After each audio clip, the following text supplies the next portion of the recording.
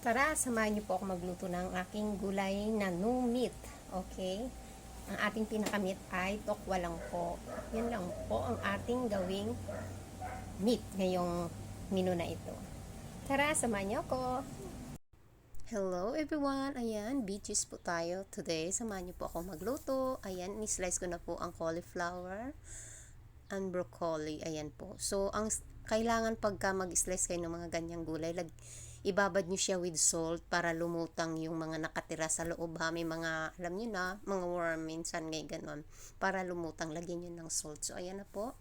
I-steam na natin siya.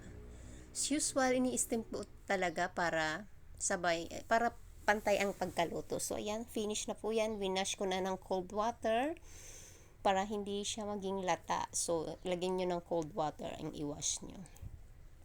After nyan, yan, nagluluto na tayo ng tokwa. Yan ang pinakasahog natin, ang ating tokwa. Yes, no meat challenge tayo. Mga mamis, no meat challenge. Tokwa pwede na, mahal ng meat. So, tokwa tayo, mas mura, affordable. So, ayan na nga. I-ready na natin ating mga sangkap. Bell pepper, garlic, onion, ang ating sahog na tokwa, at ating mixed veggies. Yes, ipa-fry na natin. Saglit lang naluto to kasi na-steam na natin. So, i-saute lang natin ang ating mga ingredients na iba after nyan. Tapos na, mabilis lang to. So, ayan, ilagay na natin yung garlic, onion. Yes, ganyan lang siya kasimple. Ang nangyari kasi, ilang days na yung gulay ko sa ref. So, kailangan ko nang lutuin. Baka maunahan tayo ng kasayangan. So, ayan, ilagay na natin ang ating gulay. Yan, anuhin lang, halu-haluin lang. Tapos, lagyan nyo ng seasoning, pepper. Ganun lang kasimple tong luto na to. Napakasimple lang. Ayan, igigisa-gisa mo lang din siya kasama sa bawang. Lagyan ng mga seasoning kung anong gusto nyo. Magic sarap ba? Yan. Konting oyster sauce or soy sauce. Magdidepende po sa inyo no, kung anong gusto nyong ilagay. Then pepper. Kung nilalagyan ko ng pepper, nilalagyan ko yan ng garlic powder. Yun, pwede yung mga ganon. So, ayan, ilalagay na natin ang ating tokwa at gisa-gisahin lang natin, i-mix natin.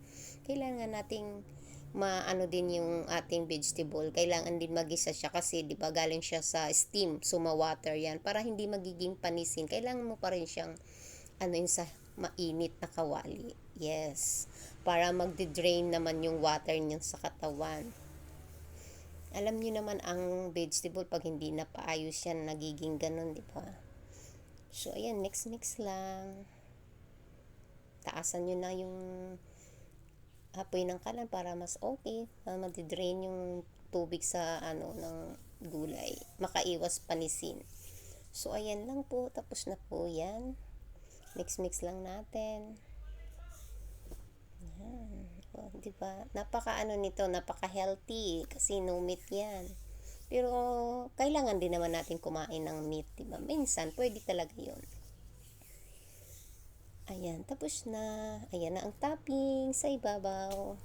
So, ayan na nga po. Ready to eat na. Serve na natin.